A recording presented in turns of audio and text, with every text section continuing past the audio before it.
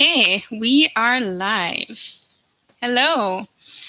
Okay, if we are just meeting, my name is April and I am passionate about you as an ESL teacher, or even if you're considering it, achieving success, and by that, achieving your dreams. So, today I will be answering some questions, well, frequently asked questions about teaching English online. So, just so you know, these are questions that people usually ask. Hi, Miss Denise. Thank you so much for joining. Thank you. Let me know who is out there. Thank you so much for joining. And if you have any questions along the way, let me know in the comments. I would love to see them and to ask. So, these are frequently asked questions about online English teaching. Now, these are questions that people usually ask, and I'll be answering it based on my experience as well as, well, things that I've researched online. So, people may have different experiences. That's just the reality. But I'm just trying to help you by letting you know the basics if you're considering this or if you want to be successful as an ESL teacher. Okay, so the first question that usually pops up is, how much money can I make? Now, this is serious. It's really important because if you're doing something, if you're working, you want to know what are the potentials before you start to know if this is something that is worth it. And I believe it is. But the only thing is that it really depends on the company and where you're working. So different companies, they will provide different income. They will give you different salaries based on your hours. Some of them they will give you 18 to $25 US dollars per hour. Now, this can add up to maybe I'm not really good at math, but maybe 500 or more US dollars per month if you're doing this part time, and even more if you're doing it full time. I even read um, a website that said that you have the potential to make 50,000 US dollars per year if you're teaching English online full time. So that to me, it sounds like a pretty regular income as a teacher. So if you're doing this online and if you're at home, you don't have to necessarily worry about transportation costs or eating out. I mean, you still have to eat, but maybe it's cheaper if you're at home and you're cooking. So I think it even works out better because there are some other costs that you don't have to think about. Yeah. And setting up is really easy. In fact, the next question people usually ask is, what are the basic tech requirements? Now, I talked about this in other previous videos, but I just want to talk about this here as well. Now, the different tech requirements, of course, you have your headphones, which I'm wearing right now. You have your computer with your webcam. You really need that in order for the students to see you. Hi, Adhan. So nice to see you here. Thank you. Um, yeah, so let me know if you have any questions about teaching English online, or you know what, teaching any subject online. Also, you need, I'm not good. Okay, yes. Technology, you know, it's really basic to set up. It's really great because if you have Skype or Google Hangouts, you can teach your students on that platform really easily. And some websites actually have the platform built into their system on their websites. So that to me is just really great because you don't have to think too much about getting another software, one that's too expensive. Even right now, my computer, my little computer, which I love so much, it's not the high brand. It's actually just a Google Chromebook, and I'm able to teach people on this quite easily. So the setup cost is really low. That's another good thing. Give me a second, please. Um, yeah. And also, if you don't have a webcam, right? If you don't have it built into your computer, then you can get one off of Amazon. And I think the cheapest is maybe $19. And it's a good investment for investing into something where you can earn up to 500 US dollars per month. I think it's good. And you can get better ones, of course. It's just that if you're thinking of starting at a low end, which I did, then it's good for you. Even this webcam cost me maybe I would say 25 US dollars. And I've been using it for 7 months and it's working well. I use it even to listen to music. So it's not even just for teaching for me because the acoustics are really good. You know, I love music. So it was a good investment for me, even for my personal time. Um, so yes, I hope that answered your question. Um, Another thing that comes up is that what props would I need if I'm teaching English online? Now, if you're teaching children, this is really important. It's good for you to have a puppet or toys that you can use to, demonstrate what you're teaching your children.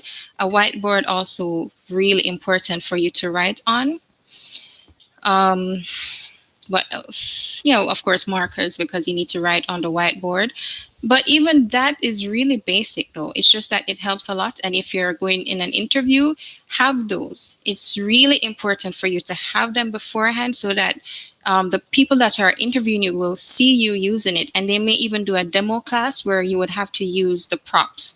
So that's also important. If you want to check out different props that teachers use, I have put it in the description box below where you can look at my kit and check it out. But it's up to you just to decide, okay, what would I want to use, to teach English. So another question that usually comes up is, do I need to have a degree? You know, most websites require you to have at least a bachelor degree. Um,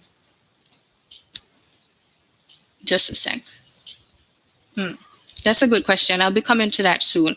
But most websites have require that you have at least a bachelor degree. And I think it's really just for them to ensure that you are educated and are able to teach well. Do you get what I'm saying? Like they want you to be able to explain properly to the students. So most of them, in fact, a lot of them don't require you to have a teaching degree. They just want you to have bachelor degree. And even for other programs where you're teaching English abroad, one of the basic requirements is having a bachelor degree, and it does not have to be specific in English. Um, Now, other people may ask, do I need TEFL or TESOL? These are teaching English programs that help you to, uh, communicate with your students. These are really helpful. In fact, some websites, a few require that you have these, but also these are not required, but they help a lot. And I will be doing a TESOL soon because I think it would be good for me to just know more about how to teach English. So two questions popped up. Well, a couple, and they are asking, would we need to screen share? Sometimes you do. If you have a curriculum where you want to show the students specifically what you're doing online, or maybe different questions, you can screen share, but you're not required. You don't need to, but it helps. If you can hold something up in front of the camera, like for instance, I have the questions right here on this piece of paper. My writing isn't good, but if you have index cards and you can show it to the camera and your students can see it clearly, that's great. You don't need to screen share. In fact, of all my lessons, I think I only did screen share twice. And we didn't need to. It was just that I wanted to show my students some pictures, pictures of my country. And another student wanted to show me their presentation because they wanted me to help them with maybe correcting any grammar, errors that they had. I think it's best to do it with, okay, another student is asking if this is best to do with a laptop or a desktop. I think it is best. However, I've also taught students on my tablet because sometimes I have errors with Skype on my laptop, so I have to move to my tablet, and it still works well. But the desktop is the best. You can type on it, you can share your screen. So I always default to my laptop. In fact, another thing I would like to tell you guys, just as a, uh, what would I say? Yeah, and another tip. It's good for you to have other computers or not devices set up as default in case. Wait, we're having issues with the screen. in case you have issues with your primary. Because if you're having issues with your class, you just want to be able to quickly go to something else. You don't want to stop. And things always happen. It's normal, but just have a backup. Oh, my communication skills. How do I? It's practice. It's definitely practice. Getting better with your communication skills means that you have to talk to people, but be open to criticism, also look online to see different ways where you can be a better communicator. When I just started, I was pretty nervous. I was just like, I don't know if I can teach well. Other than tutoring, I've never had to teach English. So I watched YouTube videos. I read different articles online about communicating effectively. But communication always involves listening. It's good for you to listen to your students and not just to what they're saying. Listen to what is coming through based on their body language. Mm, internet is buffering, oh Lord. Anyways, yeah, look at their body language, what they're conveying. And also, being sympathetic to what they're feeling. Put yourself in their position. If you were learning, or if you're learning a different language and you may be making a lot of errors, how would you feel? So yeah, it just involves different things. If you want to learn how to share your screen, you can always, yeah, look at YouTube videos. Look at videos specific to your program, the program on your laptop, to see how you can share your screen. And it's really easy to learn. You can look at the website of your software as well. They will show you. I'm not buffering. Okay, great. That's good. I don't want any issues. Yeah, definitely. Their body language. Oh gosh, I've learned in school that I think they said that body language is 60 to 70% of communication. So it's really important for you to be able to read what people are saying based on how they are reacting. Yeah. So another question that usually comes up is, do I have to have my own material or curriculum? Okay. Some websites, most of them, majority provides you with the curriculum, so you do not have to worry too much about the lesson plans.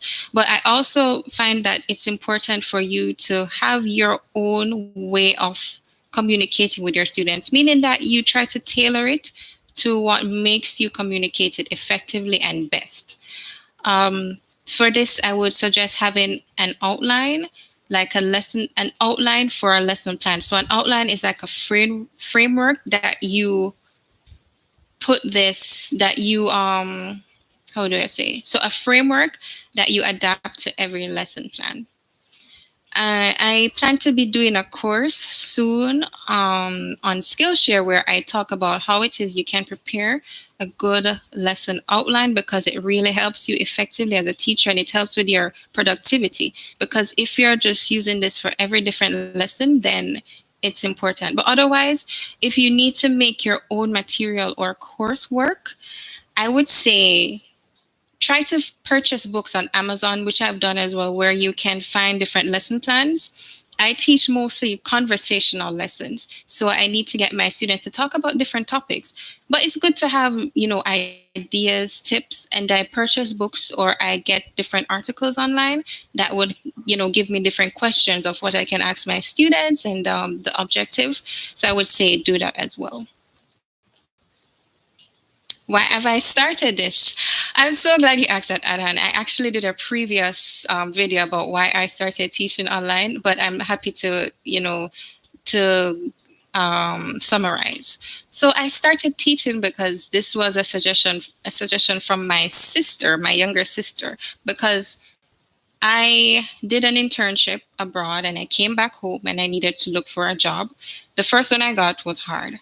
And my sister suggested this, and through her suggestion, I found italki. At first, it was hard for me to find some companies because Most of them accept students from the US, Canada, or UK. However, there are other companies that still accept students, such as italki, which is what I'm teaching on, or Cambly. I heard that they actually accept anyone as long as they're fluent in English. Of course, you have to do the application, but that's what I've heard. And what is my motivation? My motivation is the fact that I am able to help people by helping them to learn and to practice a different language. Some of my students have told me personally that they're really grateful for the help, that people are able to provide them to practice their communication skills in a different language, because it's so important for you to be able to speak in the language you're learning. So it's not just learning the rules or the structures. You need to talk, you need to speak, and you need to become more comfortable and more fluent in what you're saying. Practice makes perfect. That's just what they say. Well, another person says practice makes permanent. So, yes, my motivation is that I'm helping a lot of people every day to practice a language that would help them in their careers or studies. Some of them want to go to universities abroad, or even for personal reasons, if they want to travel and they would like to communicate with the people in the country where they travel to. So that's my motivation. um, so, okay, do I need to be a native English speaker? No, you do not. That's a great thing. You do not need to be a native English speaker, but I just want to warn you that most websites accept native English speakers. So you just have to search, but Camly and Italki accepts people as long as you're showing that you're fluent in the language. Italki for all languages, well, most. Oh, yeah, and Cambly for English. So I just want to warn you, it is hard. Well, I wouldn't say hard, but it's harder to find jobs as a non-native English speaker, but it's not impossible. Even as a native English speaker, I'm a native English speaker, and it was hard for me to find jobs because some companies, they only accept from different countries. So everyone just has to find different ways to make something work, especially if you're passionate about it. Um, Another question that comes up is, if I have to correct homework. Not really. No. In fact, no. I never usually correct any homework. I don't do homework. The most I will do is, if my student has a lecture, not a lecture, an essay that they are preparing and they want me to help them with it, then I will look over after the lesson or something like that. But homework, not really. And I've heard for other websites that homework isn't really important because it's hard for you to be correcting homework when you're not in a classroom setting. I think homework is more appropriate for a classroom setting.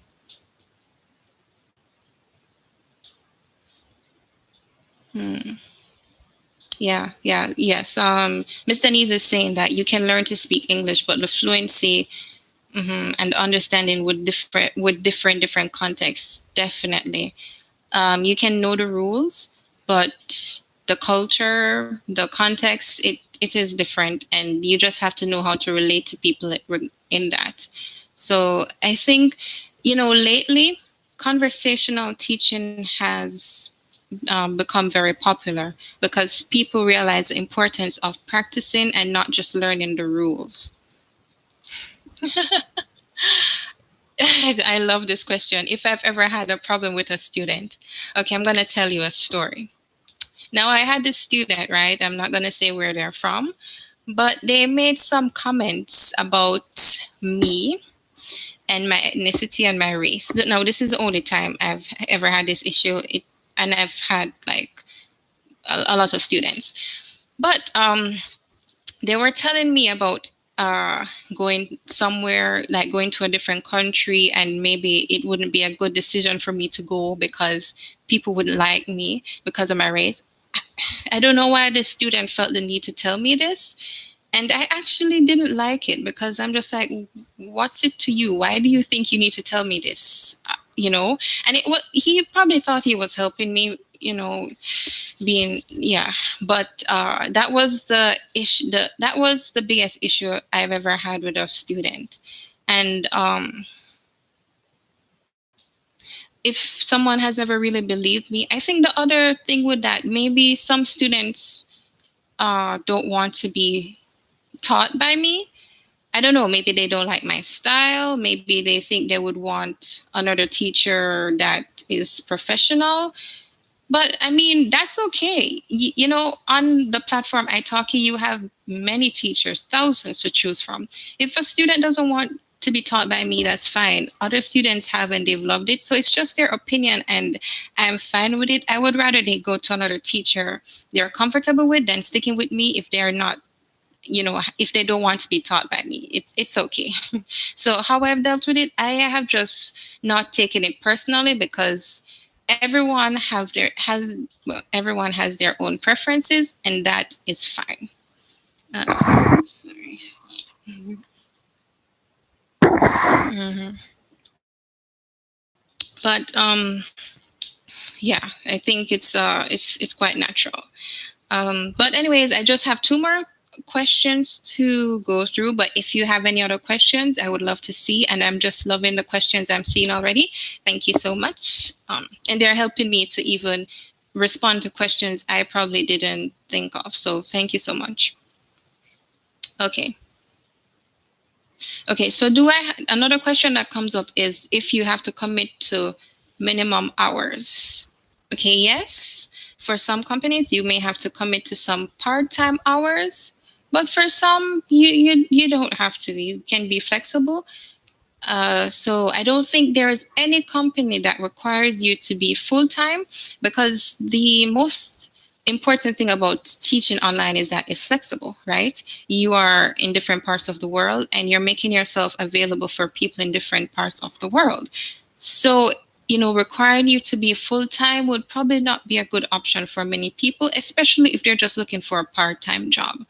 Um, but I do not have to have any minimum hours, and many people don't. But some companies require you to. And the next question is, can I travel? Yes. That's one of the biggest perks of teaching English online. You can travel.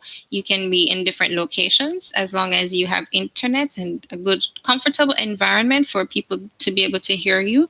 But you can travel. And I think I've seen other people who have been doing this as a digital nomad and traveling while they're, you know, teaching English and doing other jobs. So not just teaching, but doing the digital nomad job on a whole. Oh, okay. How long is a lesson with a student? You can have 30 minutes. You can have 45 minutes or half an hour. No, I did 30 minutes is half an hour. I mean, I meant to say 1 hour. Can I get a demonstration? Okay, yeah, this will be fun. All right. So if I'm just meeting you, I'll give you a snippet, a snippet of that. All right. So hello, hi. This is a demonstration. Okay. Hello, my name is April. Hi. What is your name? Thank you. What is your name? Okay. How long have you been learning English? See, let me tell you how long. Um, and then you're like, okay, so why is it that you're learning English, or why are you practicing English right now? Could you let me know? Uh, and they will let you know. So it's just asking them about yourself. I can ask, okay, so what are your hobbies? What do you love to do? And what is your occupation? What is your job? And some of them students may mention what their job is if it is that they need to learn English based on their career. So you may get that out. And I may ask them, have you ever traveled to a different country? Which countries, which one was your favorite? Which countries would you like to travel to that you have not as yet? So it's just asking different questions, getting to know them. And then in the next lesson, I can ask about their neighborhood, their jobs. Yeah. Oh, well, my bad. You were answering it at the same. Okay, so yes, you want to travel to America for vacation the next summer. Okay, that's great. So, will you be traveling with your family? Could you tell me about your family, please? Do any of them know English as well? So yes, that's a demonstration of a typical class, and yeah, it's really fun. So yeah, thank you so much for. Mhm. Me and my husband are going. We are only speaking.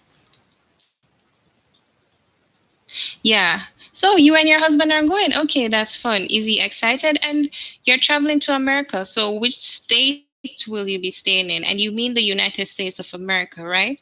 So you'll be staying for vacation. How long will you be staying? What are you looking forward to the most?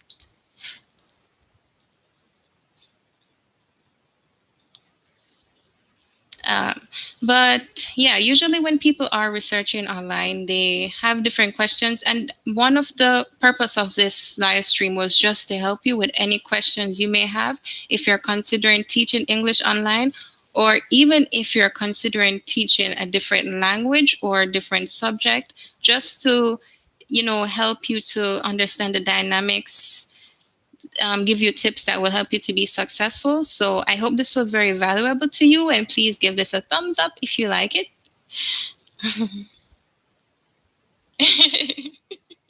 Yeah, yeah. I mean, it's just quite common. Usually, when people think about America, they think of the United States of America. But it's just to clarify. Okay, is it the United States or in the Americas? But yeah, that's fine. So thank you so much for watching. I hope to see you soon. I appreciate each and every one of you and the time that you took to hang out with me. So have a wonderful day, evening, whatever it may be, and I hope to see you soon. Thank you, guys.